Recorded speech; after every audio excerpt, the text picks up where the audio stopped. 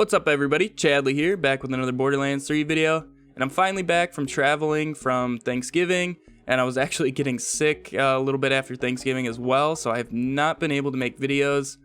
Also, at my parents' house, where I was staying over the past week, their internet just does not allow anything video or streaming related, so that's why there hasn't been any uploads or streams over the past week. With this build, I'm able to run the takedown very consistently in less than 15 minutes, and that's me just playing super casual. I'm not even trying to run through it very quick. And the Wotan fight, which is definitely the hardest part of the raid, is super easy with this build. So first we'll take a look at the gear that we're actually going to be using for this build. First off, we're going to be using the Brainstormer. This gun is probably one of the best guns in the game for the raid in the current moment. This thing does so much better when there's tons of enemies, and in the raid there's just always huge groups of enemies. So what this gun will do is when you shoot somebody, it's going to chain lightning to nearby enemies, and it just ends up looping around, and you are able to kill huge hordes very quickly. Now the second gun I like to use is the redistributor. This comes from Wotan. So if you guys do not have this yet, you can use something else. A Maggie works well, or you can use another Cutsman, either shock or fire. Both of those work very well with this build. But for the redistributor, what this gun does is every 7 shots is an amp shot, and it ricochets to nearby enemies, just like the Brainstormer does all the time. So in huge groups of red health enemies, if you put somebody up in your phase grasp and just start shooting them with this thing, they basically instantly disappear along with everybody else who is connected to that person. So this gun is absolutely amazing. I love using it. I'm just working on getting other elements so I can use it in more scenarios. Then the recursion, I basically only use the corrosive version of this, and I only use it during the Wotan fight. Occasionally I will pull it out at some other points during the takedown. Sometimes it can work well on the Kraken, but normally I'll just use the Brainstormer because that thing does so well. But yeah, this thing is very important for the Wotan fight because you can shoot through his shields that he puts up, and it just does a bunch of damage when there's other enemies nearby. Then probably the best single target damage gun for this build will be the Cutsman. I just rock the corrosive one for any armored targets I run into. The redistributor and Brainstormer handle everything else, so I definitely use the Cutsman just for the armor. Then for a shield, I just like the Transformer. The Terrified Anointment on this one has no use in this build. Just the Transformer is probably the best shield in the game at the current moment. So that's why I personally run that. Then this is the main portion of this build, is the Spiritual Driver class mod. This is the new class mod for Amara, and basically the main thing you're going to want on this is +3 to mindfulness. That is the shield with the band-aid. This will give you the most speed possible, and the special effect for this class mod is she gets increased gun damage while she's moving, and you get more gun damage the faster you move. So having 3 stacks into mindfulness will give you the most speed possible, giving you the most damage possible. Also, another thing to note is your action skill element that you have equipped. When you activate your action skill, you're going to apply that status effect to yourself. So this, in turn, you are definitely going to be wanting to run a elemental projector relic. Just any elemental projector will do, except for the deathless ones, because you do not want 1 health with this build.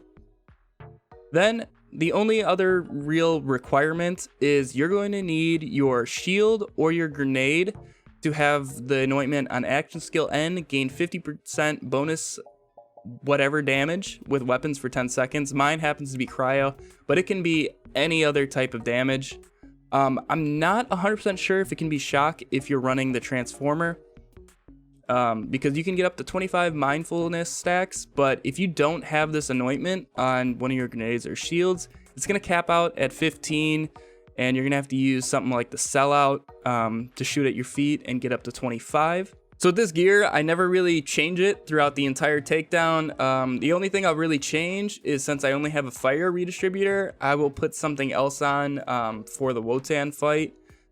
Usually it's a shock Cutsman or a Maggie. It really depends. Either way, I don't really use it that much. During the Wotan fight, It's basically just the Brainstormer, Recursion, and Cutsman. Now moving over to the build, in the Brawl skill tree, we're going to put 3 points into personal space. This is going to give us the most damage because we're always going to be close to people. And then 2 points into Root to Rise to get us to the next tier.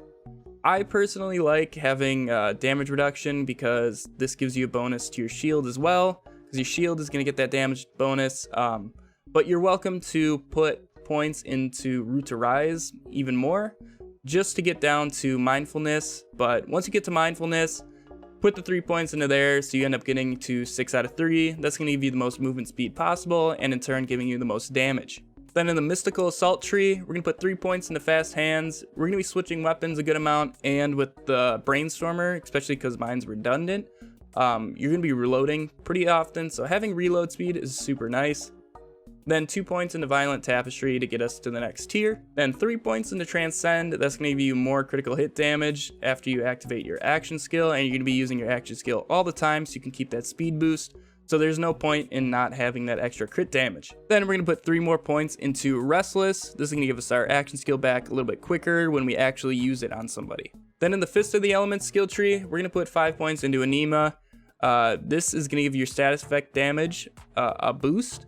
And your status effect damage will actually get bonuses from you running around. So after you apply a status effect to somebody, if you just start sprinting away, your status effect damage is going to go up. So that is a very good way to kill people and play defensive. Then we're going to put 5 points into Tempest and 5 points into Wildfire. You really don't want Infusion for this build. You're going to be missing out on some damage. Then we're going to put 1 point into Dread. Since we are using Ties That Bind with this build, this is going to give us bonus gun damage when we actually grasp somebody. Then 3 points into Indiscriminate. This is going to give us Ricochet, and using Ties That Bind, this is a really good skill to have because that damage is going to be shared amongst everybody, and it just compounds and you end up doing a ton of damage. And then also we're going to put 1 point into Deep Well. Then with our final 4 points, we're going to put it into Sustainment. This is going to give us 16% of the damage we deal back as health. And you're going to be dealing a ton of damage, especially with the chaining effects of the Brainstormer.